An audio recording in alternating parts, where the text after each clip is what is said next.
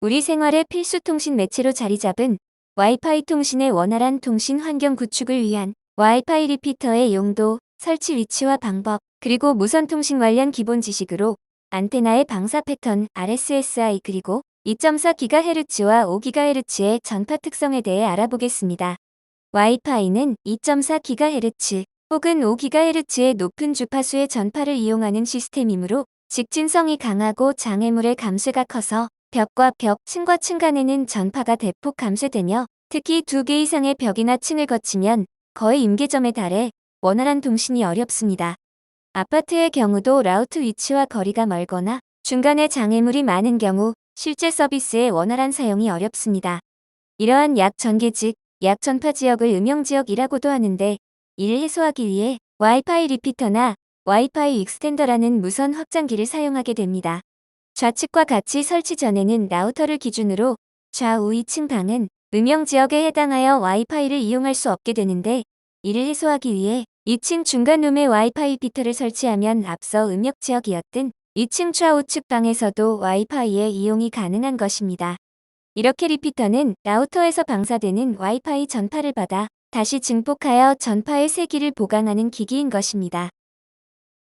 그러면 더욱더 먼 거리는 어떻게 할까요?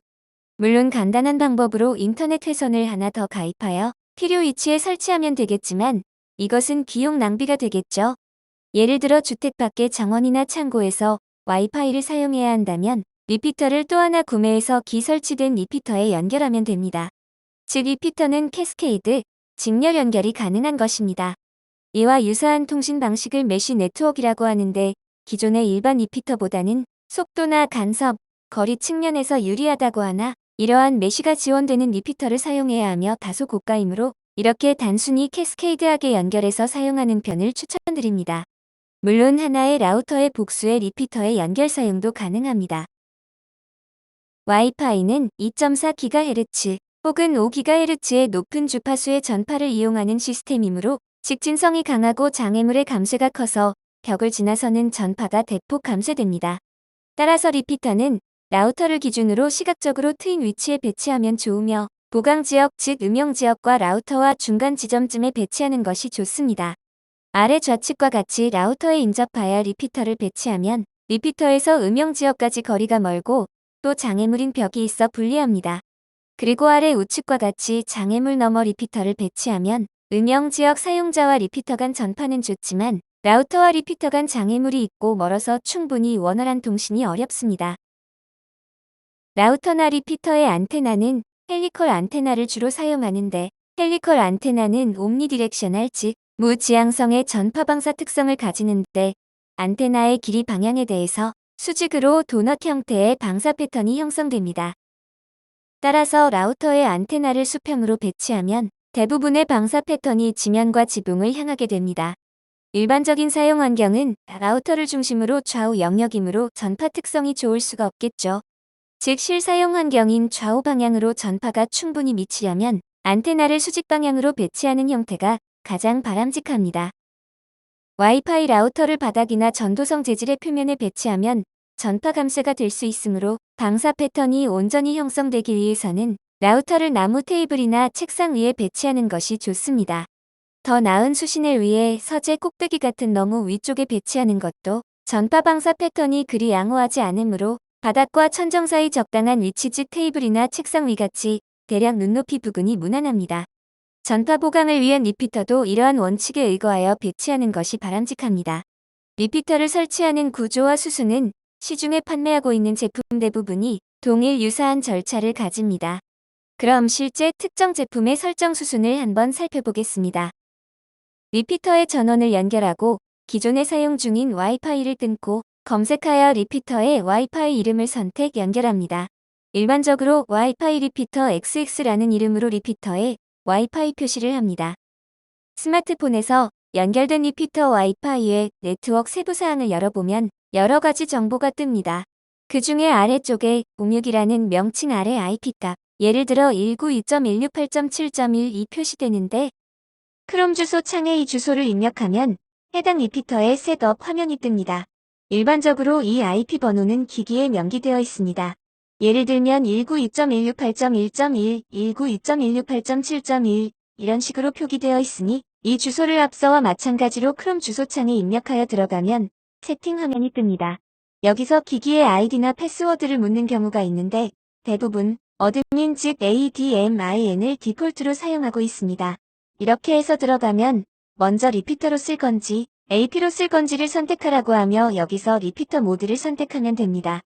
그러면 리피터가 주위의 와이파이를 검색하여 리스팅을 하며 이 중에서 확장 대상의 와이파이를 선택하여 SSID와 패스워드를 입력하면 됩니다. 이 세팅 화면에서 리피터의 SSID 이름도 바꿀 수 있습니다. 이러한 과정을 거치면 완료되었다고 뜨며 새로 연결한 리피터의 SSID와 패스워드도 요약 안내해줍니다.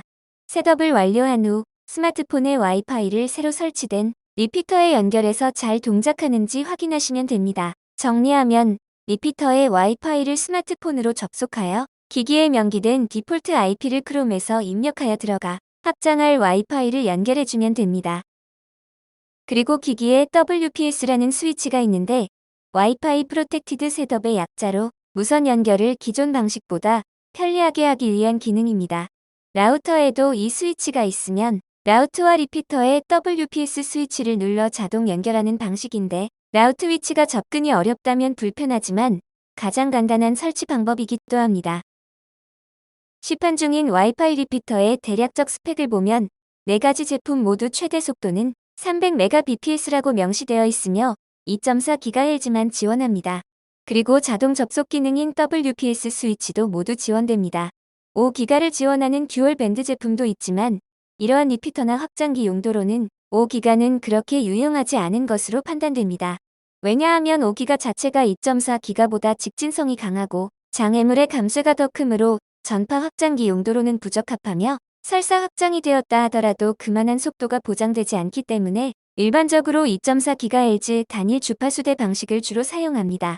와이파이 리피터는 중국산이 대략 5불 언더이며 국내산 IP타임 제품은 15불대입니다. 그리고 좌측 두 모델은 안테나가 제품에 내장된 인테나 타입인데 아무래도 외부 로드 안테나가 달린 모델보다는 전파 강도 면에서 조금 불리할 것으로 보입니다만 실제 4모델 모두 설치해서 비교해 본 결과 국내산이 조금 나을 뿐 그렇게 제품 간 차이는 크게 나지 않았습니다. 이들 제품 외에도 여러 가지 고사양의 제품들도 있으나 부담 없이 몇 개 사서 음영 지역 커버용으로 쓰기에는 중국산 저렴한 제품을 쓰는 것이 무난하겠습니다. RSSI란 리시버드 시그널 스트렝스 인디게이터, 즉 무선 수신 신호 강도 표시값을 의미하며 무선 통신에서 수신 전파 강도의 기준으로 사용하는 중요한 전파 특성 파라미터 중 하나입니다. 전송부 TX에서 1mW로 전파를 쏠 때 수신부 RX에서 얼마만큼 들어오는지, 즉 몇 mW가 수신되는지를 측정하는 개념으로 송수신 전력값이 워낙 작아서 dBm으로 환산하여 표시합니다. 전력 dB 값이므로 감쇄비의 10로그를 취해 환산하므로 0dBm은 1mW가 되며 0.1mW는 10분의 1이므로 배수 -1의 10로그를 취하면 -10dBm이 되며 0.01mW는 100분의 1이므로 -20dBm이 되며 10,000분의 1로 감쇄되면 10의 -4승이므로 -40dBm이 되는 것입니다. 따라서 dBm 값이 마이너스로 클수록 수신 신호의 세기가 작아지는 것입니다. 스마트폰의 우측 상단에 2가지의 전파 세기 표시 심볼이 있는데 좌측 심볼이 4G나 LTE 등 셀룰러 통신 전파 강도를 나타내며 우측 심볼이 와이파이의 전파 강도를 표시합니다. 이 2가지 전파 세기 표시도 바로 이 RSSI 값을 기준으로 표시되는 것입니다. 와이파이 자체가 무선기기이므로 송신 측에서 어느 정도 거리가 떨어져 신호를 수신하기 때문에 마이너스 값을 가지며 실제 사용 환경에서는 -50dBm 미만의 RSSI 값을 가진다고 볼 수 있습니다.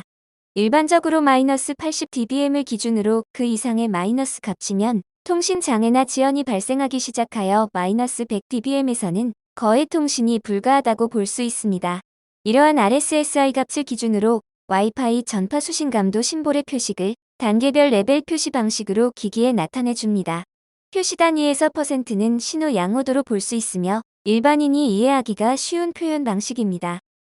RSSI 값을 스마트폰에서 읽으려면 전용 어플을 사용하면 편한데 RSSI로 검색하거나 와이파이 전파 세기라고 검색하면 다양한 어플이 검색되며 이 중에 와이파이 시그널 스트렝스 미터라는 것을 선택해 사용하면 되며 기호에 따라 다른 유사 어플을 사용하셔도 됩니다. 이렇게 어플을 깔아 라우터의 전파 세기를 스마트폰에서 읽으면서 연결할 리피터의 설치 위치를 정하는 것이 좀 더 효과적이겠죠. 일반적으로 사용되는 와이파이의 적용 주파수 대역은 2.4GHz와 5GHz입니다. 주파수가 높을수록 직진성이 강하고 회절 능력이 떨어져 장애물 통과 특성이 나빠 전파의 유효 에리어가 좁습니다. 반면에 주파수가 낮으면 직진성이 둔화되고 회절 능력이 좋아져 장애물 통과 특성이 양호하여 전파의 유효 에리어가 넓어집니다. ISM 밴드인 세 가지 주파수대에서 915MHz대가 가장 먼 거리까지 통신이 가능하며 5GHz대가 가장 짧은 유효 거리를 갖습니다. 우측의 테이블에서 2.4GHz는 라우터 클래스에 따라 최대 450Mbps 또는 600Mbps를 지원할 수 있으며 5GHz 와이파이는 최대 1.3Gb의 속도를 지원합니다. 즉 주파수가 높을수록 대역폭 확보가 용이하여 전송 속도가 빠릅니다. 그리고 2.4GHz는 여러 종류의 와이파이 장치와 전자레인지, ISM 밴드 대역 장치, 보안 카메라, 블루투스 장치 등의 2.4GHz를 사용하는 장치나 기기로 가득 차 있기 때문에 혼잡도가 높아 전파 간 간섭을 받기 쉽습니다. 반면에 5GHz는 적용기기가 상대적으로 적거나 거의 없어 간섭이 적고 덜 혼잡합니다. 석고, 목재, 강철 와이어, 금속 캐비넷, 금속 문, 시멘트 벽과 같은 일부 고밀도 재료나 가구도 와이파이 신호 전송에 영향을 미칩니다. 라우터가 소파 또는 벽장 뒤에 설치된 경우에도 그렇습니다. 따라서 라우터는 사용할 환경의 중앙이나 탁 트이고 물건이나 가구가 없는 장소에 라우터를 배치하는 것을 권장합니다. 정리하면 2.4GHz는 속도는 느리지만 유효 전파 범위가 넓고 5GHz는 무선 간섭이 적고 속도가 더 빠르지만 유효 전파 범위가 더 짧습니다. 와이파이의 양호한 네트워킹 환경은 2.4GHz인 경우 20m 내외이고 5GHz는 15m 이내가 됩니다.